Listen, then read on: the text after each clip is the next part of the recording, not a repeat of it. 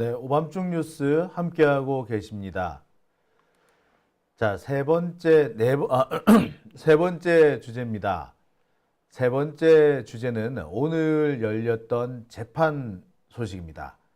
오늘도 내란 사건 재판이 열렸습니다. 내란 사건 재판. 네.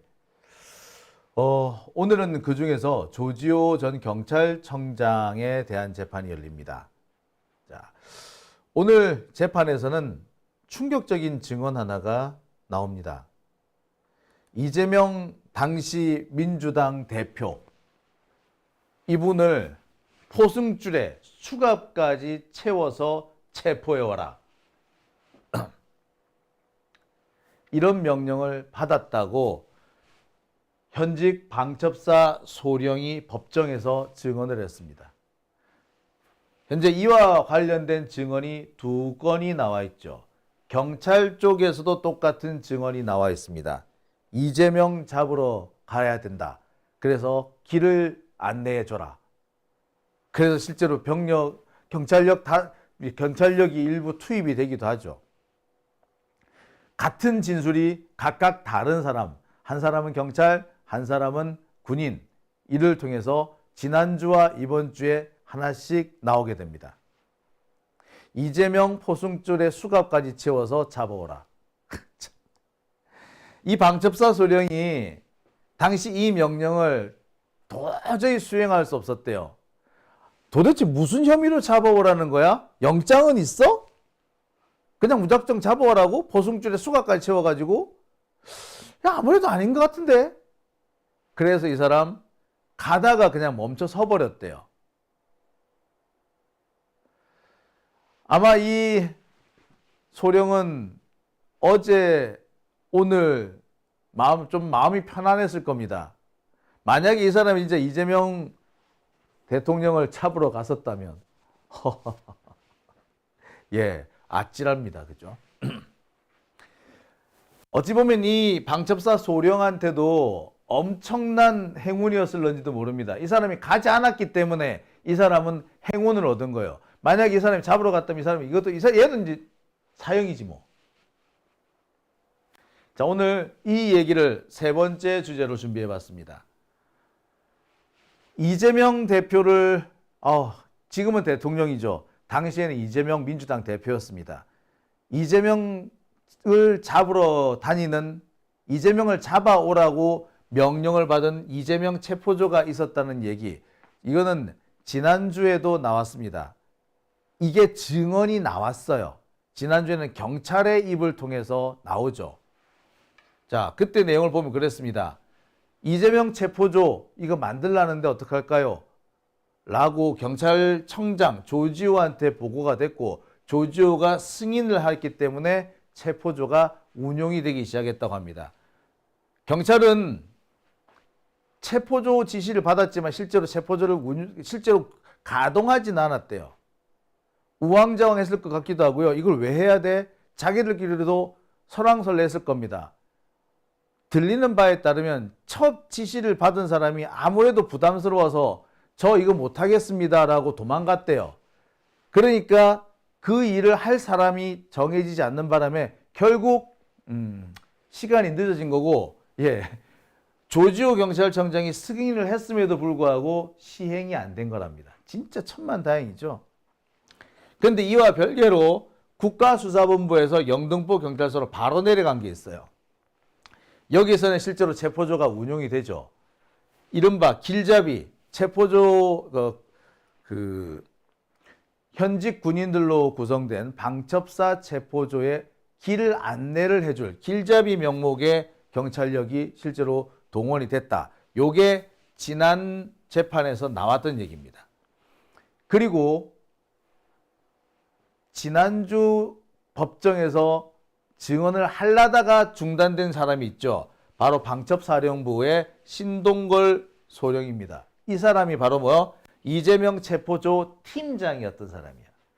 경찰에서 뭘 했다. 필요 없고 팀장 있지. 팀장 나와봐. 니 진짜 그렇게 지시 받았어? 니 진짜 이재명 체포조 맞아? 네, 신동걸 소령이 뭐라고 오늘 얘기하느냐? 맞습니다. 신동걸 소령은 지난주에 원래 증언을 했었어야 되는데 이 변호인들이 자꾸 깐족되는 바람에 시간을 너무 많이 소비를 했대요. 그래서 증언이 다 청취가 안 된 겁니다. 그리고 오늘 이 진행이 된 거예요. 자, 여기서 방첩사 장교가 뭐라고 가느냐? 포승줄과 수갑을 준비해서 이재명을 잡으러 가라라고 했다 이거야. 그리고 그 장비들을 나누어 가졌다. 이재명과 한동훈 그리고 또 누구까지 우원식까지 잡아오라고 그랬다. 각각 세 팀의 지시가 내려갔고, 그런데 상황이 여의치 않는 바람에 원래는 16명, 20명 이렇게 잡아들여야 되는데 나머지 다 포기. 누구만? 이재명, 한동훈, 우원식 요 3명만 잡으러 가라. 요렇게 지시가 바뀌었다. 그런 얘기들이 오늘 나옵니다. 그러니까 우리가 그동안에 들었던 얘기, 그 얘기의 최초 출처가 어디냐면 바로 이 신동걸 소령이었던 겁니다. 신동걸 소령 오늘 법정에 나와가지고 그동안 자기가 마음에 담아왔던 그 많은 얘기들을 다 풀어놓습니다.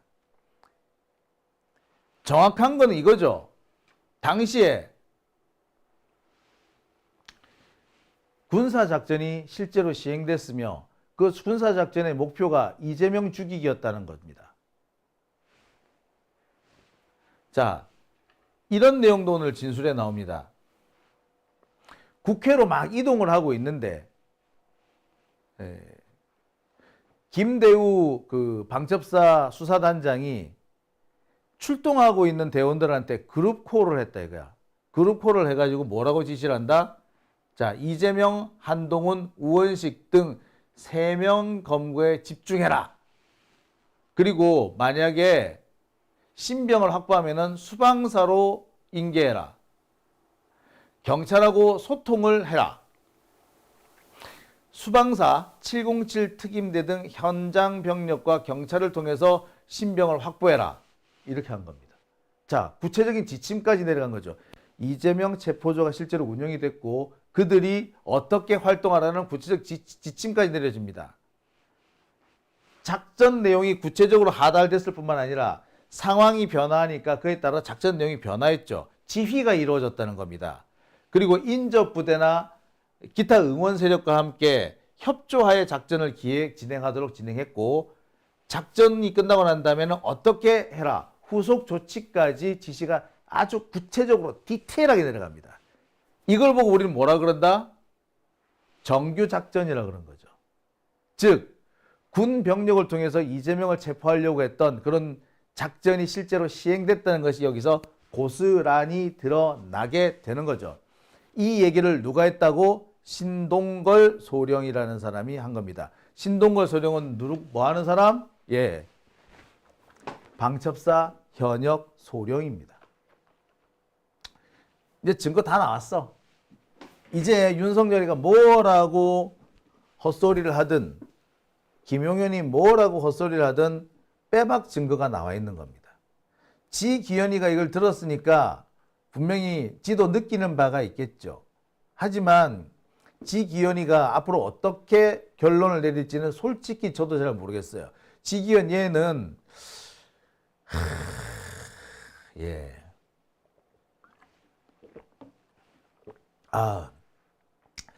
제가 이게 확실히 이재명 대통령이 당선되고 난 다음에 긴장이 풀어졌나 봐요. 그동안 아프던 게 안 아프던 게 지금 싹 다 몰려옵니다. 목도 막 아파요. 자, 제가 이 방송을 좀 더 끌어야 되는데 네. 자, 이제 윤석열이 거짓말을 더 이상 하긴 어려워 보입니다. 아무도 피해를 입지 않았다. 아니요. 모두가 피해를 입을 뻔했죠. 이 신동걸 소령은요, 그런 지시를 받았는데 지시를 받고 이행을 하려고 이재명 대표가 당시 이재명 대표가 사는 자택까지 가려고 했었답니다. 근데 가는 도중에 아무리 생각해봐도 이건 아니더래.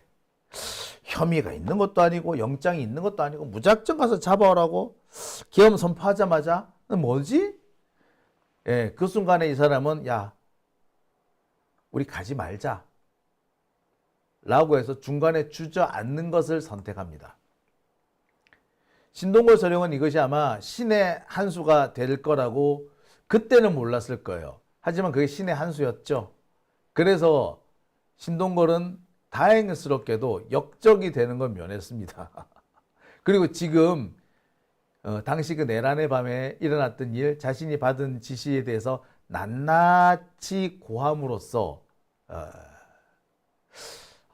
오히려 자신이 살아나갈 길을 찾아낸 것이 되지 않나라는 생각이 드네요.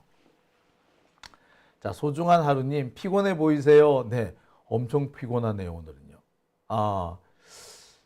이게 확실히